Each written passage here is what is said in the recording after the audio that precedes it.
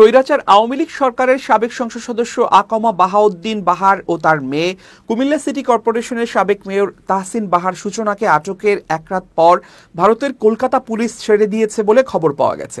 জানা গেছে, গত শনিবার রাতে রাজারহাট থানা পুলিশ তাদেরকে আটক করে। পরে মাহবুবুল আলম হানিফ এবং শেখ হাসিনার সহযোগিতায় তারা ছাড়া পান। কুমিল্লা ৬ আসনের সাবেক এমপি বাহার ও তার বড় মেয়ে সূচনা দেশে থাকতে হিন্দুদের উপর নির্যাতন ও ভারতের প্রধানমন্ত্রী নরেন্দ্র মোদীর বিরুদ্ধে অপপ্রচার চালান। এ কারণে পশ্চিমবঙ্গের বিজেপি ও সাধারণ মানুষ তাদের উপর ক্ষুব্ধ। একাধিক সূত্র জানিয়েছে, তারা কলকাতায় ক্ষিপ্ত মানুষের দ্বারা মবের শিকার হতে পারেন। এর আগে গত শনিবার পূর্ণিমা রানী শীল লগ্নজিতা নামের এক তরুণী ফেসবুকে বাহারের বিরুদ্ধে একটি পোস্ট দেন। তিনি লেখেন, বাংলাদেশ সচিবালয়ে ঢাকা হিন্দু সম্প্রদায়ের ওপর যারা হামলা চালিয়েছিল এবং ভারত সরকারের বিরুদ্ধে সেই কুকুর যে কিনা আওয়ামী লীগের খেয়ে পড়ে মোদীর সরকারের বিরুদ্ধে রাস্তায় কাঠমোল্লা নিয়ে মিছিল করে, সে কেন ভারতের মাটিতে? আর বাংলাদেশ থেকে হিন্দু সম্প্রদায় জীবন বাঁচাতে যেতে চায়, তখন ভিসা দরকার। ছি।